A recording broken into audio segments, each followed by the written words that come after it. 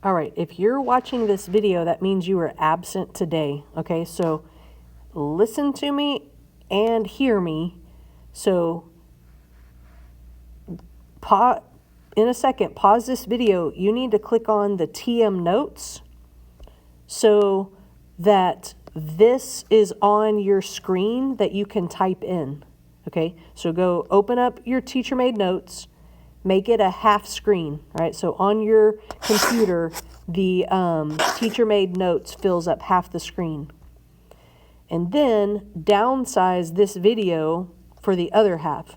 So you've got the part you can actually, the teacher-made notes that you can actually type in, and then you have the video that I'm playing right now on the other half, okay? So pause this video and take care of that. All right, now, follow the steps that I'm taking as we work through this. So this solving checklist we will use all the time, okay?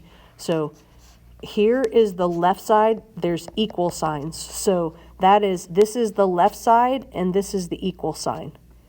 This is the right side, this is the right side. Okay, so we're looking at this original problem and we're asking on the left, is there any distributive property or parentheses?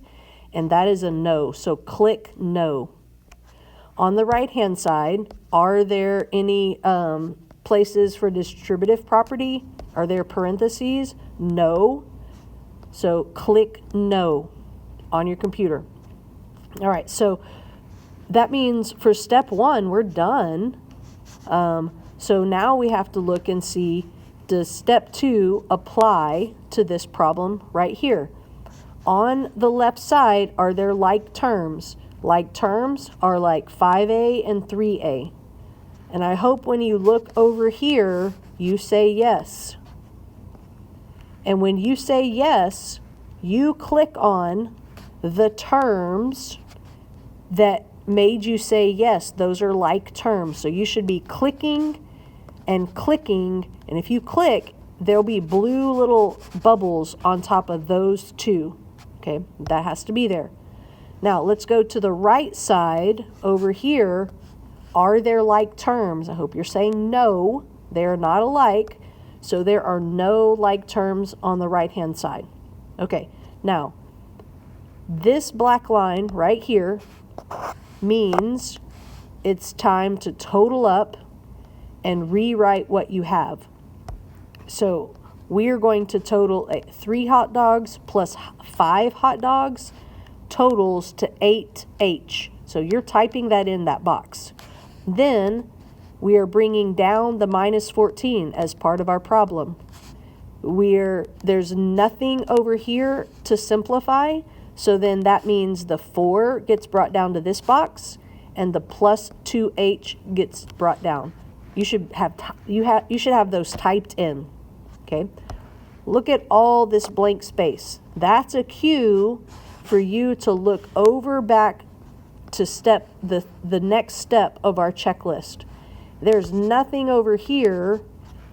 We're wanting you to go to the right side and find if there is this should say right variable, a right letter.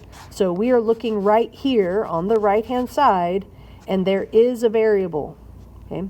So that means you are going to click this right here, like click it so that you grab it, and you are going to drag it over so that it kind of snaps in, okay? When you drag it over, a little blue kind of shadow pops up and you snap it in, and it ends up kind of being real faint back behind there, okay? Right? So we said yes, there was a variable on the right side, and we took this and drug it and snapped it in, okay? Now, this blank space right here has invisible typing boxes. Because we have this identified as we need to zero it out, we need to type in a minus 2H, because that is what makes this zero out. What I write on one side of our equation, I must write on the other. So there's invisible typing boxes right under this 8h where I put the minus 2h, because if I put something over here, it also has to go on the other side. Okay. This black line tells me it's time to total up what I have. So 8 hot dogs minus 2 hot dogs means we're left with 6 hot dogs. I'm bringing the minus 14 down, and I'm bringing the 4 down, okay? Now, these arrows that I'm drawing, you don't put on your computer screen. You should have typed this, you should have typed this, and you should have typed that, okay? After you do that, you go to the next step. And on the left-hand side, you're looking for constants. So right here, we're looking for constants. Yes, there are constants.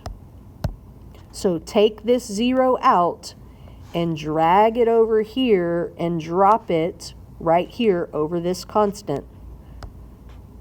So eventually, when you get it snapped into the right spot, that 0 kind of is in the background. Right now, this I'll put, that was a minus 14.